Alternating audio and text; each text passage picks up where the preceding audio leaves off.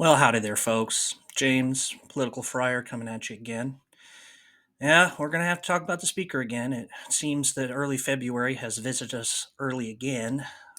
Groundhog Day has not resulted in anybody seeing any shadows. It's just resulted in everybody being real exhausted. But it is still news and it is still worth talking about because I think we can learn a few things about this most recent round.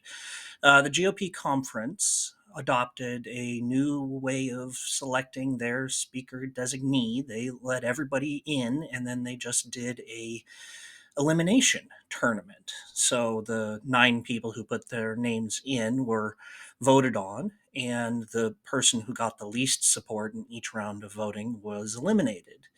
And eventually we got down to 2 names. We have Tom Emmer, who is a arch conservative, the previous chair of the Republican Study Committee, but also an institutionalist, not a Donald Trump sycophant. In fact, he voted for reality on January 6, 2020. He voted to certify the election for Joe Biden.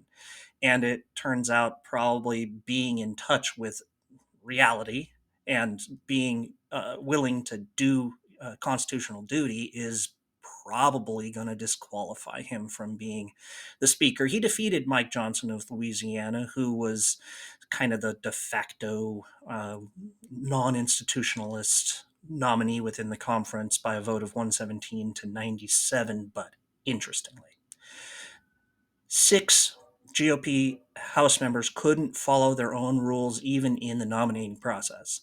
They voted for people who weren't on the ballot. Okay, this isn't going to go well on the floor. Oh, these 6 people, they're who you expect. They're the same legislative arsonists that started this whole thing.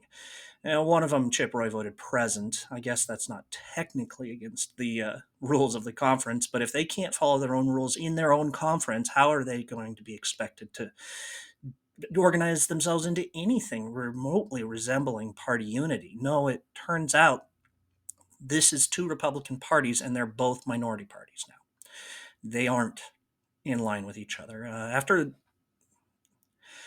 Emmer secured the nomination, he called for roll call votes so he could identify exactly who was not going to support him on the floor, and 26 members of the conference voted against him.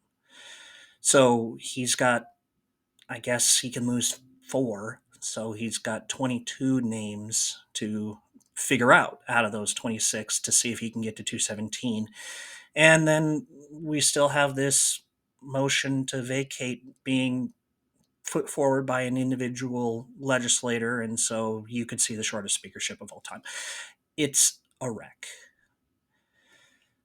What I think is going to have to happen at some point is the Democrats are going to have to choose the speaker. They're going to have to choose a Republican to be speaker. And they are going to have to join with that Republican's faction because at this point it's a faction and the Republicans hate each other as much or more than they hate the Democrats. And they're going to ally with that chunk of the Republican Party to form a coalition government. And it will be ugly. You think the Republicans have their knives out for each other now? Just wait. That Republican who ends up being speaker, he's a dead man walking. He will not win his next election unless he happens to be from a bright blue Biden territory, and that district just doesn't exist anymore. Though gerrymandering has made purple districts or districts where there's some political real political contest, so rare, and the people in those districts, yeah, they flip back and forth, they lose. You aren't going to get anybody who's an institutionalist who also can survive an election. So we're stuck.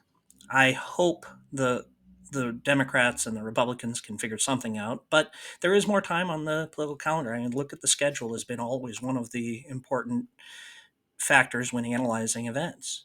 We still have until mid-November before the government shuts down.